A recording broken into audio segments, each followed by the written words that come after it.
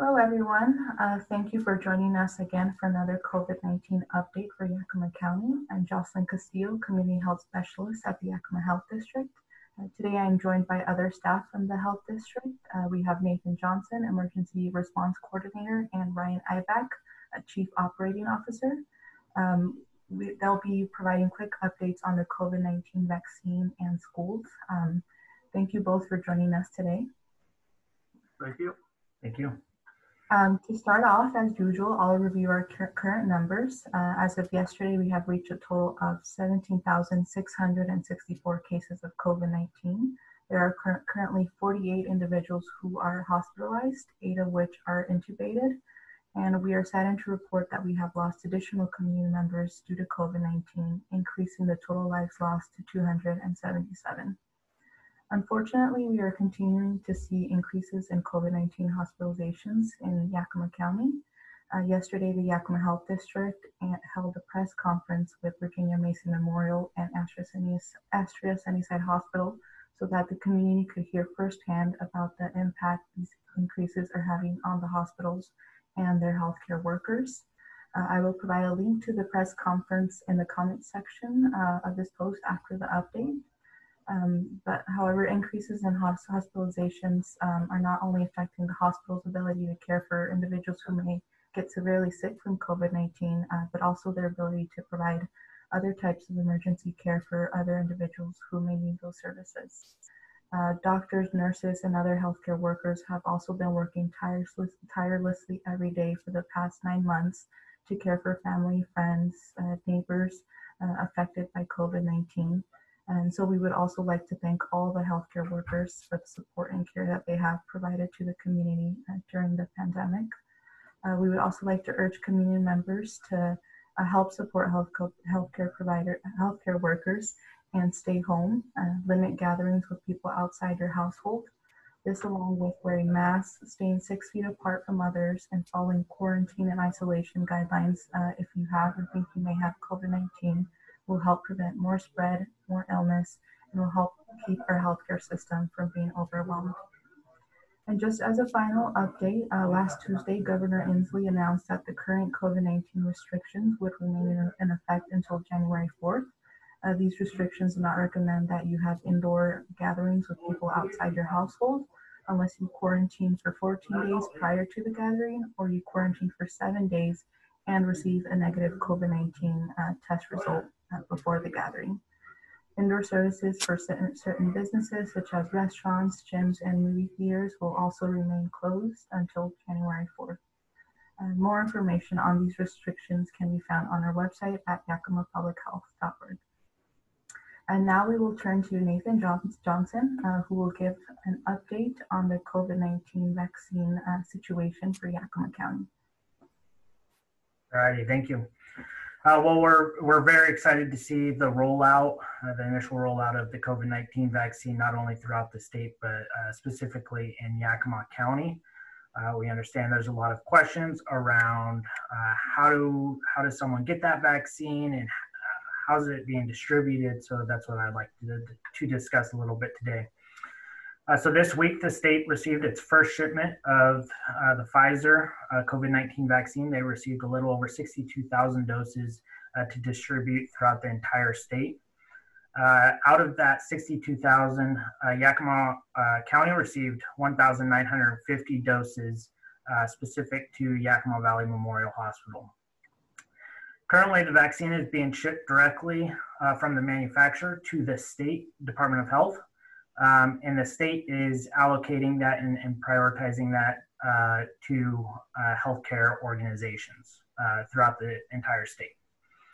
They're looking at healthcare organizations who have successfully enrolled in the statewide COVID-19 vaccine program. As far as Yakima County goes, the health district has been in close coordination with our hospital systems, our federally qualified healthcare systems, such as neighborhood healthcare, Yakima Valley Farm Workers Clinic, and certainly Community Health of Central Washington.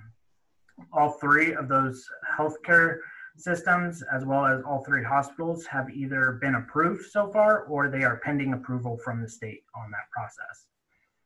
Currently, the health district is not receiving any vaccine, nor are we involved in how the state is prioritizing one organization over another organization.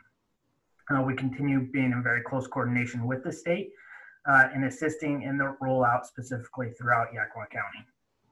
We know that the first people who will be getting these within the healthcare settings are people who are high-risk workers.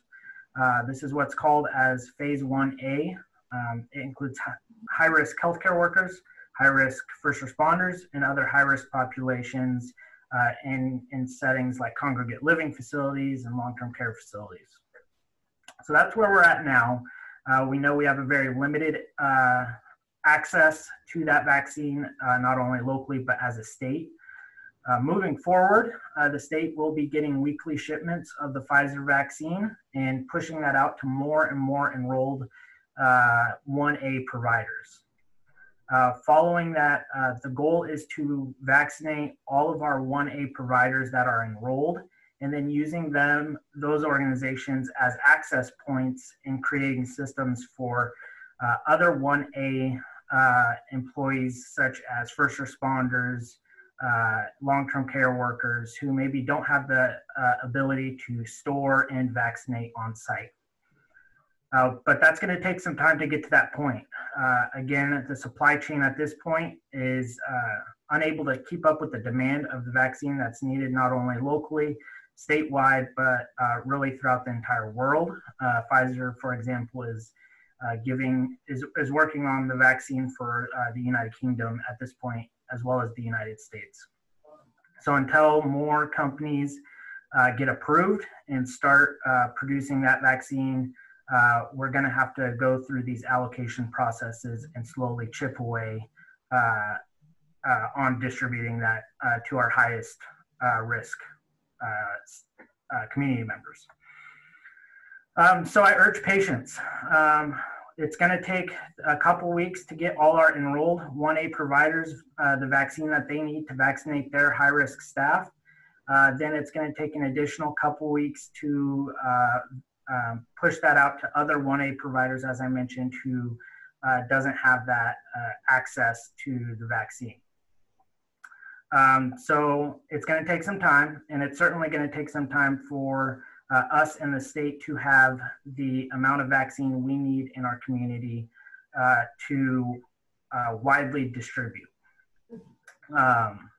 So moving forward, the health district is continuing to work very closely with local and state partners to effectively get as much of the vaccine as we can in our community and distribute that as quickly as we can so we can continue down the tiered process. As more opportunities for the vaccine distributes, or as more opportunity for vaccine distribution opens up, we will certainly be informing our community and our partners on what those opportunities and who would be allowed to get the vaccine at that time. Again, at this time, it's high-risk healthcare workers, and we will continue working very closely with them on that.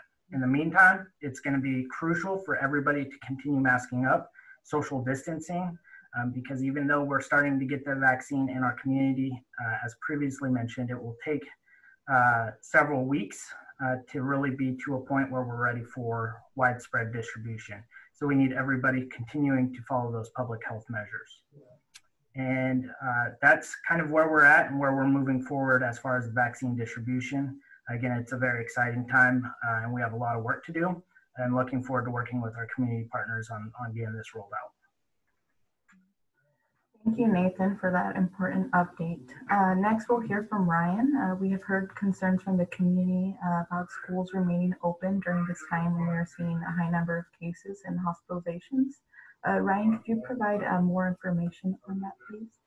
Yeah, so when we make a recommendation on schools, what we're doing is we're looking at the big picture. We're looking at everything. We're looking at what's happening in the community. We're looking at what's happening in the schools. We're tracking the data daily. We're looking to see how many cases we have in school-age kids. We know that there's 12% of all cases are school-age kids. We're also looking at to see if there's transmission within the school. We're looking at case rates in the county. We're looking at positivity rates in the county. We're looking at hospitalizations. We're looking at our ability to work with the schools and the school nurses and superintendents and principals to make sure that we can handle any investigations, whether or not we can properly quarantine and isolate people in a quick manner.